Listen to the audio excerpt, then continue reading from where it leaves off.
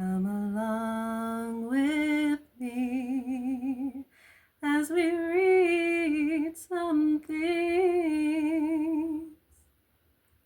A Princess of Mars by Edgar Rice Burroughs. Chapter 15. Sola tells me her story. When consciousness returned, and as I soon learned, I was down but a moment, I sprang quickly to my feet, searching for my sword, and there I found it, buried to the hilt in the green breast of Zad, who lay stone dead upon the ochre moss of the ancient sea bottom. As I regained my full senses, I found his weapon piercing my left breast, but only through the flesh and muscles which cover my ribs, entering near the center of my chest and coming out below the shoulder. As I had lunged, I had turned, so that his sword merely passed beneath the muscles, inflicting a painful but not dangerous wound. Removing the blade from my body, I also regained my own, and turning my back upon his ugly carcass, I moved, sick, sore, and disgusted, toward the chariots which bore my retinue and my belongings. A murmur of Martian applause greeted me, but I cared not for it. Bleeding and weak, I reached my women, who, accustomed to such happenings, dressed my wounds, applying the wonderful healing and remedial agents which make only the most instantaneous of death blows fatal. Give a Martian woman a chance and death may take a back seat. They soon had me patched up so that, except for weakness from loss of blood and a little soreness around the wound, I suffered no great distress from this thrust, which, under earthly treatment, undoubtedly would have put me flat on my back for days. As soon as they were through with me, I hastened to the chariot of Dejah Thoris, where I found my poor Sola with her chest swathed in bandages, but apparently little the worse for her encounter with Sarkoja, whose dagger, it seemed, had struck the edge of one of Sola's metal breast ornaments, and, thus deflected, had inflicted but a slight flesh wound. As I approached, I found Dejah Thoris lying prone upon her silks and furs, her lithe form racked with sobs. She did not notice my presence, nor did she hear me speaking with Sola, who was standing a short distance from the vehicle. "Is she injured?" I asked of Sola, indicating Dejah Thoris by an inclination of my head. "No," she answered. "She thinks that you are dead." "And that her grandmother's cat may now have no one to polish its teeth?" I queried, smiling. "I think you wrong her, John Carter," said Sola. "I do not understand either her ways or yours, but I am sure the granddaughter of 10,000 Jedaks would never grieve like this over any who held but the highest claim upon her affections.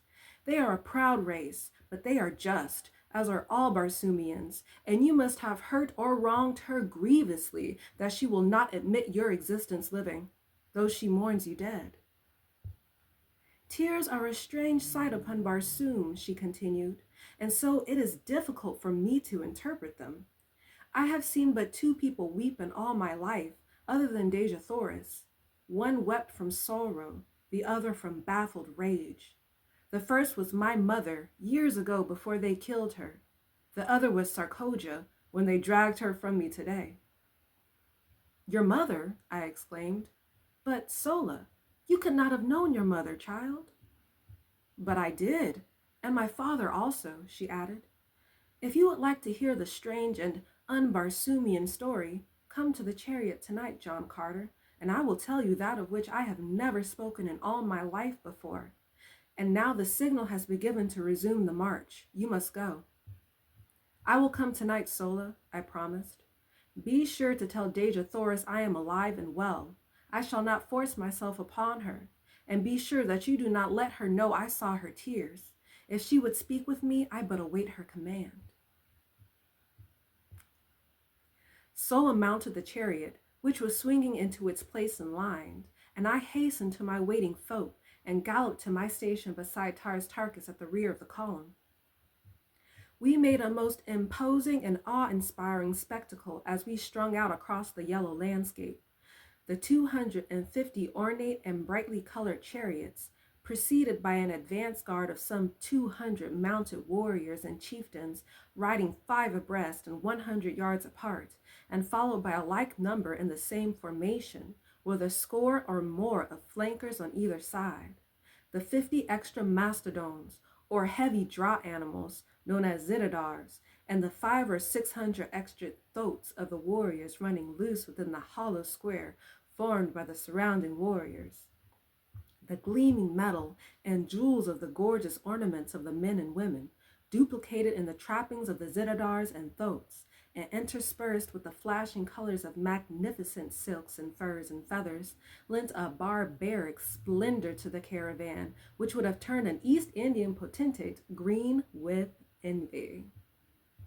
The enormous broad tires of the chariots and the padded feet of the animals brought forth no sound from the moss-covered sea bottom. And so we moved in utter silence, like some huge phantasmagoria, except when the stillness was broken by the guttural growling of a goaded zitidar or the squealing of fighting thoats. The green Martians conversed but little, and then usually in monosyllables, low and like the faint rumbling of distant thunder. We traversed a trackless waste of moss, which, bending to the pressure of broad tire or padded foot, rose up again behind us, leaving no sign that we had passed. We might indeed have been the race of the departed dead upon the dead sea of that dying planet, for all the sound or sign we made in passing. It was the first march of a large body of men and animals I had ever witnessed, which raised no dust and left no spore, for there is no dust upon Mars, except in the cultivated districts during the winter months, and even then the absence of high winds renders it almost unnoticeable. We camped that night at the foot of the hills we had been approaching for 2 days, and which marked the southern boundary of this particular sea. Our animals had been 2 days without drink, nor had they had water for nearly 2 months, not since shortly after leaving Thark. But, as Taras Tarkas explained to me, they require but little and can live almost indefinitely upon the marsh which covers Barsoom, and which, he told me, holds in its tiny stems sufficient moisture to meet the limited demands of the animals. After partaking of my evening meal of cheese-like food and vegetable milk, I sought out Sola, whom I found working by the light of a torch upon some of Taras Tarkas's trappings. She looked up at my approach, her face lighting with pleasure and with welcome. "I am glad you came," she said. "Dejah Thoris sleeps, and I am lonely. Mine own people do not care for me, John Carter. I am too unlike them. It is a sad fate, since I must live my life amongst them, and I often wish that I were a true green Martian woman, without love and without hope. But I have known love, and so I am lost.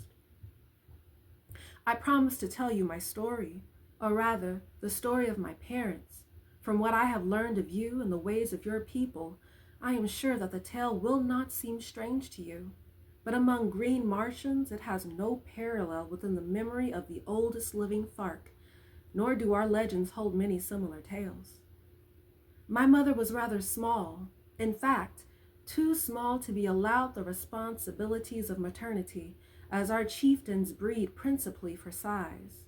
She was also less cold and cruel than most green Martian women, and caring little for their society, she often roamed the deserted avenues of Thark alone, or went and sat among the wild flowers that decked the nearby hills, thinking thoughts and wishing wishes, which I believe I alone among Tharkian women today may understand, for am I not the child of my mother? And there, among the hills, she met a young warrior, whose duty it was to guard the feeding zitidars and thoats, and see that they roamed not beyond the hills.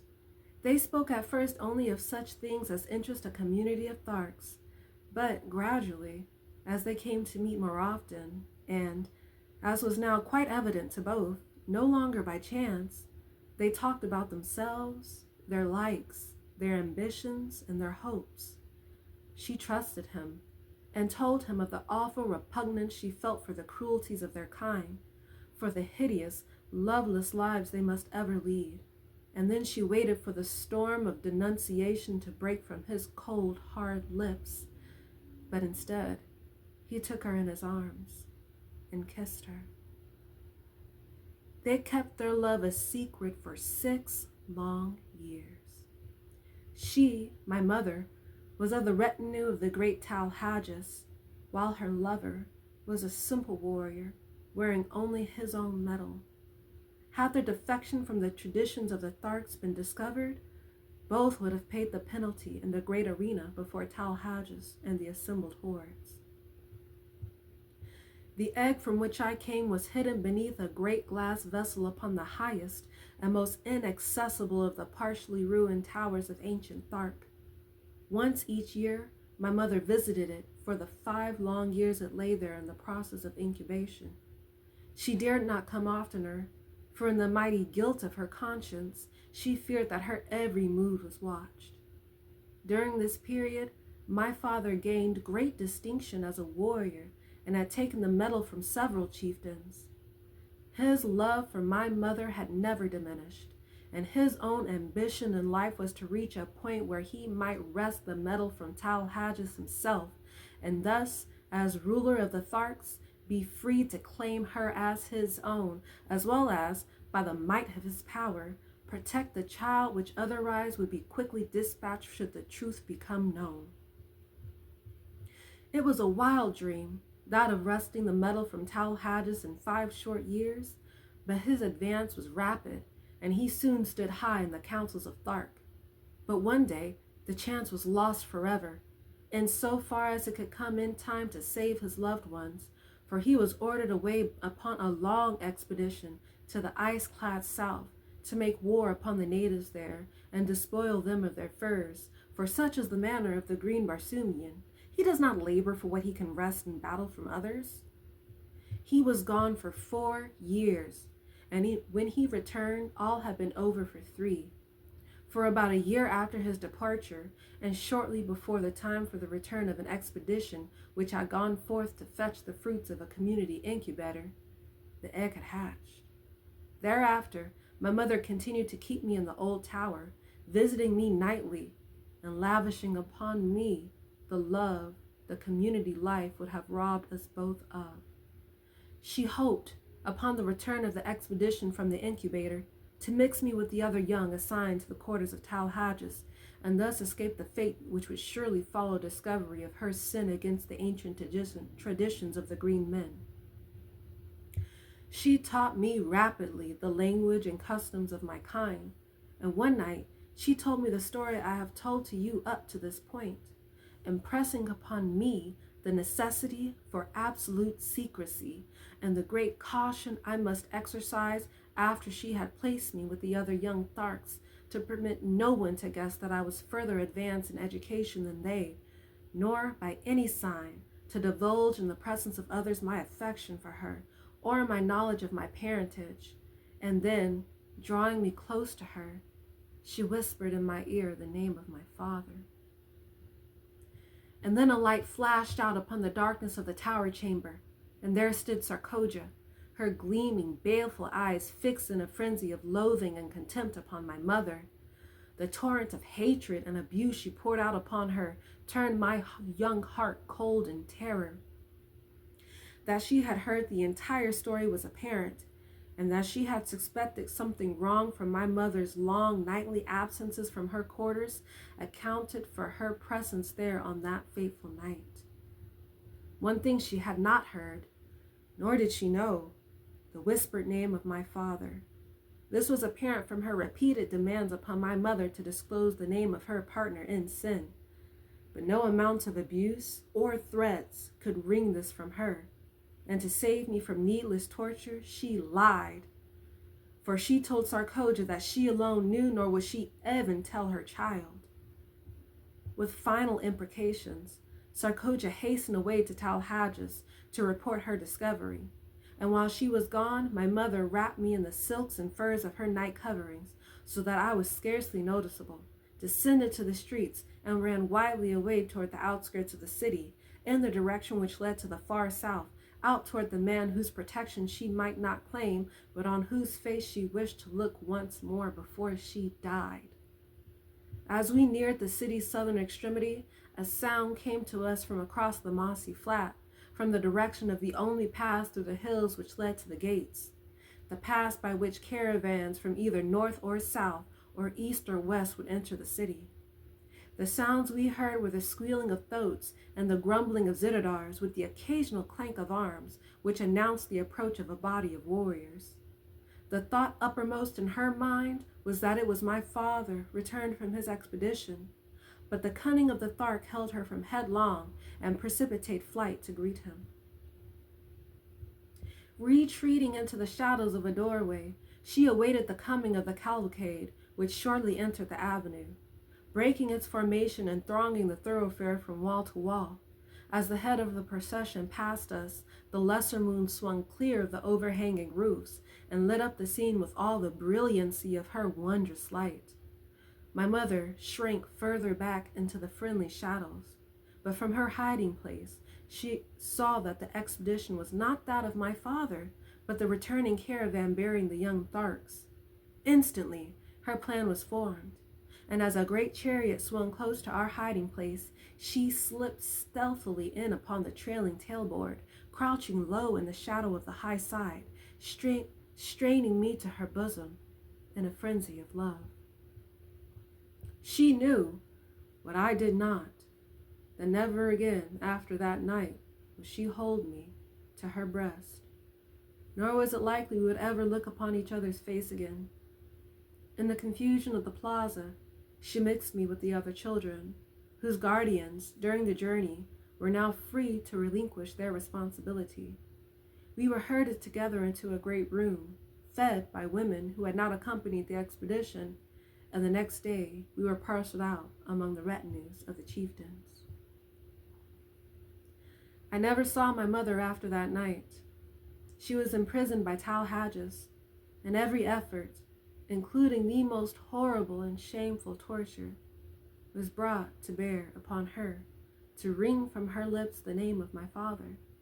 But she remained steadfast and loyal, dying at last amidst the laughter of Talhages and his chieftains during some awful torture she was undergoing.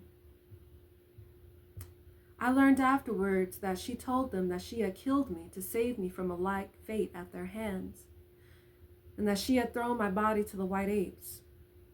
Sarkoja alone disbelieved her, and I feel to this day that she suspects my true origin, but does not dare expose me, at the present, at all events, because she also guesses, I am sure, the identity of my father. When he returned from his expedition and learned the story of my mother's fate, I was present as Talhages told him, but never by the quiver of a muscle did he betray the slightest emotion. Only he did not laugh as Talhages gleefully described her death struggles. From that moment on, he was the cruelest of the cruel, and I was awaiting the day when he shall win the goal of his ambition and feel the carcass of Talhages beneath his foot. For I am as sure that he but waits the opportunity to wreak a terrible vengeance, and that his great love is as strong in his breast as when it first transfigured him nearly 40 years ago. As I am that, we sit here upon the edge of a world-old ocean, while sensible people sleep, John Carter. And your father, Sola, is he with us now? I asked. Yes, she replied, but he does not know me for what I know, nor does he know who betrayed my mother to Talhages. I alone know my father's name, and only I and Talhages and Sarkoja know that it was she who carried the tale that brought death and torture upon her he loved. We sat silent for a few moments, she wrapped in the gloomy thoughts of her terrible past, and I in pity for the poor creatures whom the heartless, senseless customs of their race had doomed to loveless lives of cruelty and of hate. Presently she spoke. John Carter, If ever a real man walked the cold, dead bosom of Barsoom, you are one. I know that I can trust you, and because the knowledge may someday help you, or him, or Deja Thors, or myself, I am going to tell you the name of my father, nor place any restrictions or conditions upon your tongue. When the time comes, speak the truth if it seems best to you. I trust you because I know that you are not cursed with the terrible trait of absolute and unswerving truthfulness, that you could lie like one of your own Virginia gentlemen if a lie would save others from sorrow or suffering. My father's name is Tars Tarkas.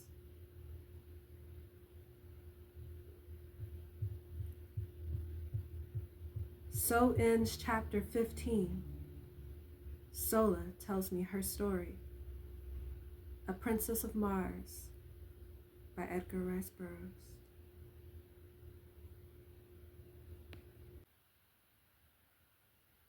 When consciousness returned, and as I soon learned, I was down but a moment. Hold up, I'm sorry. When consciousness returned, and as I soon learned,